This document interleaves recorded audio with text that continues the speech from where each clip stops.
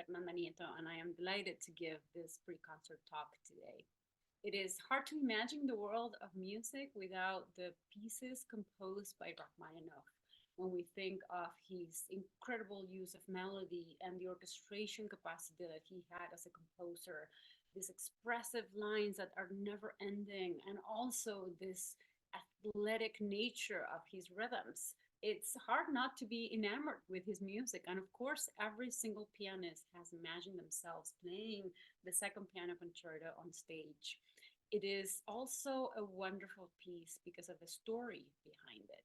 And that is why we are talking today about a story of resurgence, resilience, and hope, and how Rachmaninoff was able to overcome these difficulties that he was facing when he wrote this concerto, and how he did so by reaching out to others. We tend to think of these heroes that overcome challenges as individuals who do this by themselves, and yet in his case, he was able to lean into his community and find the help that he needed to overcome what was a pretty dire situation.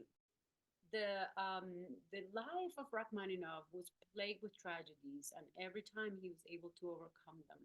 At an early age, he was shown to have demonstrated musical abilities. His mother knew this. She had granted him these piano lessons, and the story says that at age 4, he was able to reproduce entire passages by memory without any mistakes. It's amazing, right? And then at age 10, the family, though, had to move because of the father's lack of capacity to administer the family's wealth. He had lost all of the wealth that he had inherited when he married Rachmaninoff's mother, and the family had to move from the estate where they lived to St. Petersburg. This tragedy is what takes Rachmaninoff into the most amazing teachers at the St. Petersburg Conservatory. So it was obviously a terrible moment for this family, but something that we are all um, gifted today, as this is the moment in which he is able to approach musical instruction. Later on, two of his siblings die, and again, the family finds itself filled with tragedy. The grandmother then steps in to help, and she takes him to the Russian Orthodox Church, and this is where he hears the bells that we'll hear later on at the beginning of this concerto, and also this chant-like melodies that were very, very present throughout his compositions. When the first symphony was premiered in 1887, he was enjoying a pretty successful career as a conductor, a composer, and a pianist. What happened with the first symphony, though, is that it was not well received. The composer Cesar Cui, which is the person that reviewed the performance, said that the piece was comparable to the Seven Plagues of Egypt. So he basically gave him a scathing review, and this was crushing to Rachmaninoff. He also said that the piece had been conducted badly. Apparently, Alexander Glazunov, who had been the conductor, was allegedly intoxicated when he did this. And so Rachmaninoff could not recover from this experience. And between 1897 and 1900, he composed less and less and less. By the beginning of 1900, he was almost not composing at all. Imagine if he had stopped right there.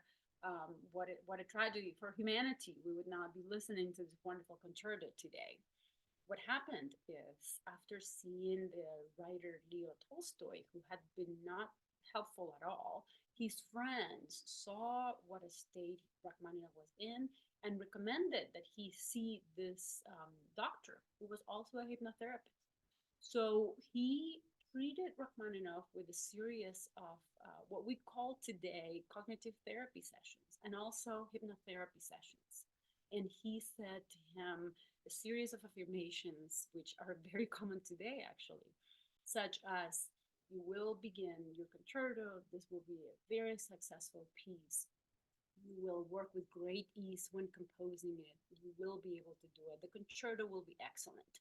I don't think that if I took hypnotherapy sessions, this would work as well on me, but it did work on Rachmaninoff. And this is why it was so important for him to get this help. He had a sort of a panic attack before the concerto was premiered, but he overcame that as well. And the concerto was an incredible success. He performed this piece a total of 143 times during his lifetime. The beginning of a concerto shows us the depression that he was in, almost with this idea that he's now in nowhere. We have here the bottle, bell-like sounds that he had been exposed by going to church with his grandmother. The harmony changes almost in a meandering type of way. When you think about these notes, we're not in the key of C minor just yet. Piano is all by himself. Music gets louder and louder until finally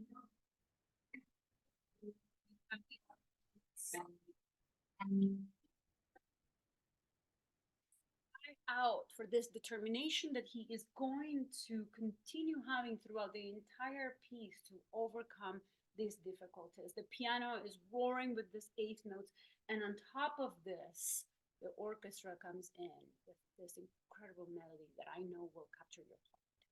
When we get to the second movement, the piece does not begin in the key that the second movement is written. So we know the first movement had been written in C minor.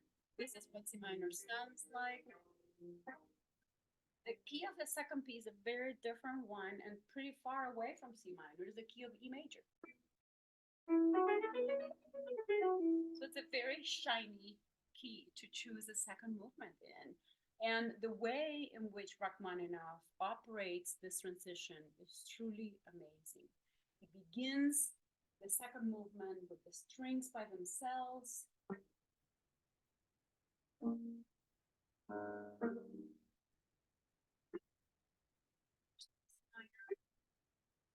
This moment, he makes what we call an enharmonic modulation. C sharp could have finished in the key of C sharp and stay dark, but the second movement is about light and hope and resurgence, and so instead he moves.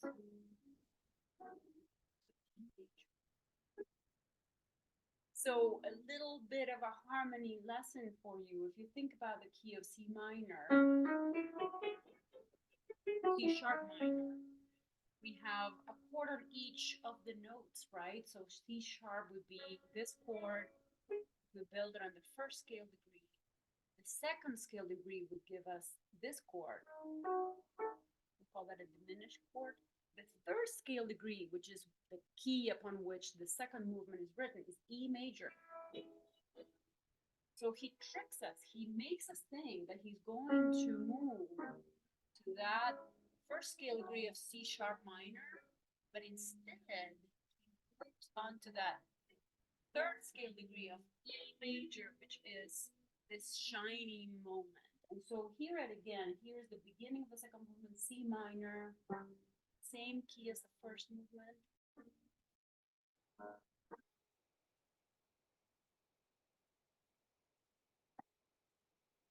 Modulation. C sharp now. Sun comes out. But also these triplets on the piano part now.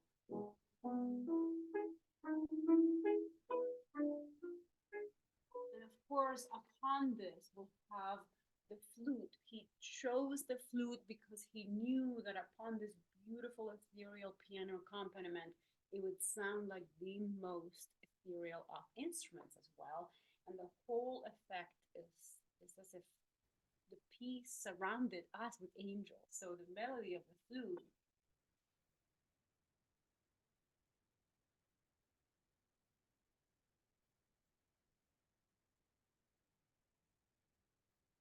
preceded by the clarinet. And then the piano, of course, gets to have the melody all for itself. The third movement is, as I said before, this explosion is like Rachmaninoff is engaged with life once again. Of course, in the hands of Olga Kern, this piece is phenomenal, and I know you will enjoy it. I also want to talk about prayer. Prayer is this piece that is also a story of resurgence, resilience, and hope. And I found the composer's notes online, and she says, for under no other circumstance in the past, or probably in the future, I have worn my heart on my sleeve as transparently as I have with this piece. In times of crisis and peril, we have but the reliance of faith, from the profound faith in humanity, faith in love, and faith that we will persevere and get through this with dignity. The mundane faith that I would complete the piece within the extraordinary conditions that faced me. She wrote this piece during COVID, being very, very sick. And she says, with a young child at home 24/7, a bronchial infection, and a very tight timeline, ultimately a matter of days. To complete the piece in a manner feasible for COVID remote performance requirements. In the end, I chose a chant, again, the idea of chant, present once again, from my composer Herring Hildegard von Bingen, as inspiration from my prayer. And she shares the chant with us. And it says, O shepherd of our souls, O primal voice, whose call created all of us, now hear our plea to thee, and deign to free us from our miseries and feebleness. She also thanks at the end of these notes her family and her friends who made this piece possible.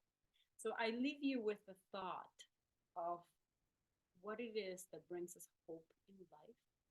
I know you will find hope as you listen to this music and this beautiful music, and I know you will enjoy this incredible